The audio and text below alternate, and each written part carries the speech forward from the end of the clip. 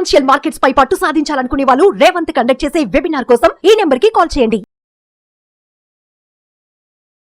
నమస్తే, welcome to Suman TV. నేను విష్ణు. ప్రస్తుతంతో పాటు NISM and CRISIL certified wealth manager CWM Revanth Chalamala ఉన్నారు. వారితో మాట్లాడదాం. నమస్తే రేవంత్. నమస్తే అండి. రేవంత్, బంగారం ధరలు బాగానే తగ్గాయి అనిపిస్తోంది. 24 క్యారెట్లు బంగారం ధర ఆల్మోస్ట్ ఒక 73,000 74,000 వరకు వచ్చినట్టుంది. ఎందుకంటే మొన్న 76 77 దాకా చూసాము.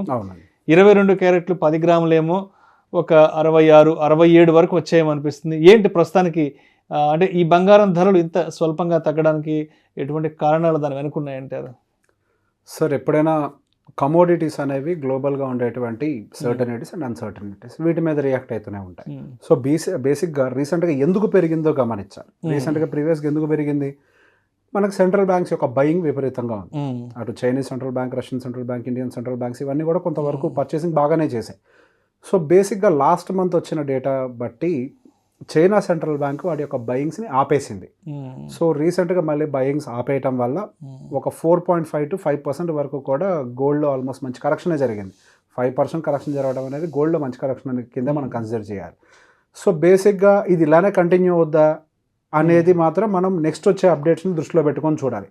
అగైన్ చైనా సెంట్రల్ బ్యాంక్ వాళ్ళ యొక్క రిజర్వ్స్ సరిపోవట్లేదని పెంచుతారా, లేదా రిజర్వ్స్ ఎక్కువ అయ్యాయని కొంతవరకైనా సప్లై చేస్తారు. సప్లై నథింగ్ బట్ అమ్మటం, సప్లై చేస్తారా, దీన్ని బట్టి కూడా మళ్ళీ వాలటిలిటీ క్రియేట్ అవుతూ ఉంటుంది. ఒకవేళ అమ్మారనుకోండి వాళ్ళు బంగారాన్ని, ఇంకా గోల్డ్ ప్రైస్ కిందకి పట్టడానికి అవకాశం ఉంది. సో బేసిక్గా ఈ నెలాఖరు, ఇది జూన్ కదా, సో జూన్ నెలాఖరు కంప్లీట్ అయ్యే టైంకి మనకి చైనీస్ సెంట్రల్ బ్యాంక్ యొక్క రిజర్వ్స్ ఎలా ఉన్నాయి అనేది అప్డేట్ తెలుస్తుంది. ఆ అప్డేట్ని బేస్ చేసుకొని అగైన్ మనకి మార్కెట్లో ఈ వాలటిలిటీ కూడా క్రియేట్ అవుతుంది. సో మంత్ ఆన్ మంత్ డేటాని బట్టి మనం చూసుకుంటూ ఉండాలి. మరి గమనించినట్లయితే ఈ మంత్ స్టార్టింగ్ నుంచి కొంతవరకు డౌన్ఫాల్ స్టార్ట్ అయింది ఆ డేటాస్ వచ్చిన దగ్గర నుంచి. అండ్ దాంతో పాటుగా పర్టికులర్గా మనకు 11-12 తారీఖుల్లో కూడా గోల్డ్ ప్రైస్లో కొంత ఫాల్ కనిపించింది. దానికి గల ప్రధాన కారణం సింపుల్. బేసిక్గా మనకి US ఫెడ్ రిలేటెడ్ మీటింగ్ కూడా జరిగింది 11వ తారీఖు మిడ్ నైట్ మన ఇండియన్ స్టాండర్డ్ టైం ప్రకారం. సో బేసిక్గా ఆ రోజు జరిగిన మీటింగ్లో కొంతవరకు ఏమన్నా వడ్డీ రేట్లు తగ్గింపు గురించి ఏమన్నా పాజిటివ్గా మాట్లాడతారా అని అంటే నెగిటివ్గా ఏం మాట్లాడలేదు వాళ్ళు. కాకపోతే ఒక రేట్ కట్టే ఉండొచ్చు అనేది మాత్రం చెప్పారు. సో ఈ రెండింటికి మధ్యలో కోరిలేషన్ ఏంటి? సింపుల్. గోల్డ్ అనేది ఒక వాలటైల్, ఎంత వద్దన్నా కొంత వాలటాలిటీ పైకి కిందకి తిరుగుతూ ఉంటుంది. దాంతో కంపేర్ చేస్తే సేఫ్గా ఉండే అసెట్ ఏంటి? Fixed deposits. సో ఫిక్స్డ్ డిపాజిట్స్లోకి వచ్చేసరికి వాళ్ళు ఇంట్రెస్ట్ రేట్స్ అక్కడ ఎక్కువగా వస్తున్నప్పుడు గోల్డ్లో ఇన్వెస్ట్ చేయడానికి పెద్దగా ఇంట్రెస్ట్ చూపి పెద్ద ఇన్స్టిట్యూషన్స్, నేను ఇండివిజువల్ పర్సన్ గురించి మాట్లాడలే.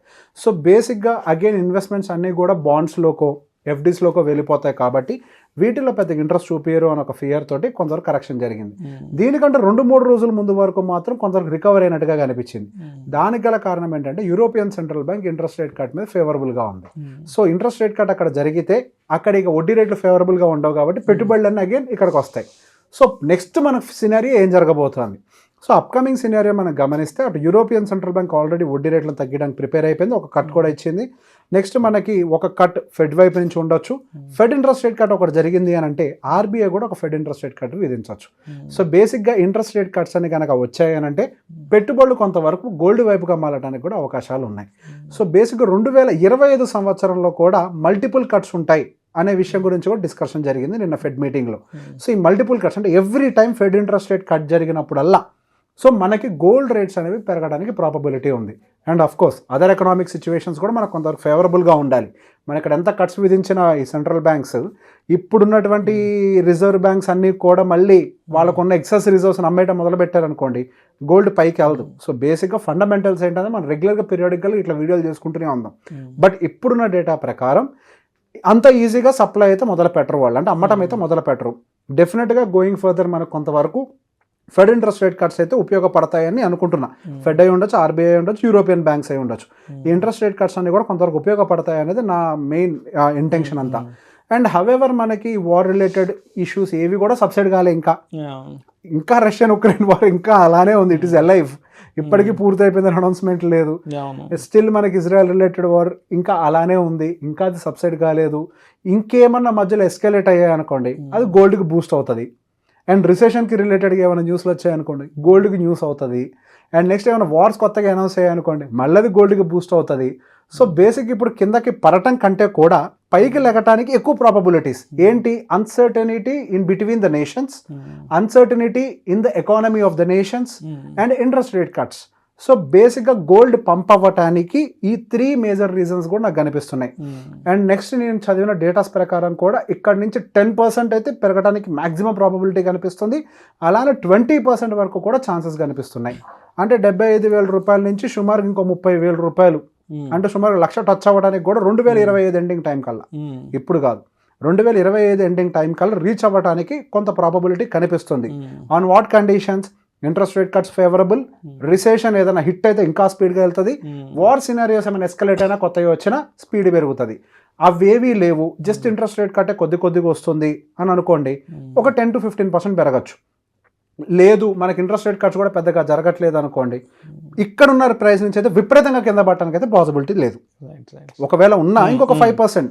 సో బేసిక్ ఇన్వెస్టర్స్ అందరూ కూడా ఇప్పుడు 5% కరెక్షన్ గోల్డ్లో వచ్చినప్పుడు లాంగ్ టర్మ్ పర్స్పెక్టివ్లో జ్యువెలరీ కొనే వాళ్ళని పక్కకు పెట్టండి, ఈవెంట్ బేస్డ్ వాళ్ళని పక్కకు పెట్టి ఇన్వెస్ట్మెంట్ పాయింట్ ఆఫ్ వ్యూ వాళ్ళందరూ మాత్రం ఇప్పుడు బై ఎనీ ఛాన్స్ SGBలు వచ్చినా, సోవరెన్ గోల్డ్ బాండ్ వచ్చినా కళ్ళు మూసుకొని తీసేసుకోవచ్చు. అండ్ ఒకవేళ మనకి ఆ గోల్డ్ బీస్ అయి ఉండొచ్చు, లేదా గోల్డ్ బేస్ మ్యూచువల్ ఫండ్స్ అయి ఉండొచ్చు, వీటన్నిటిలో కూడా కళ్ళు మూసుకొని ఇన్వెస్ట్మెంట్ పెట్టేసుకుంటే మనకు సేఫ్. అండ్ బేసిక్గా గోల్డ్ అనేది లెస్ వాలటాలిటీ ఉండేది one compare to equity markets.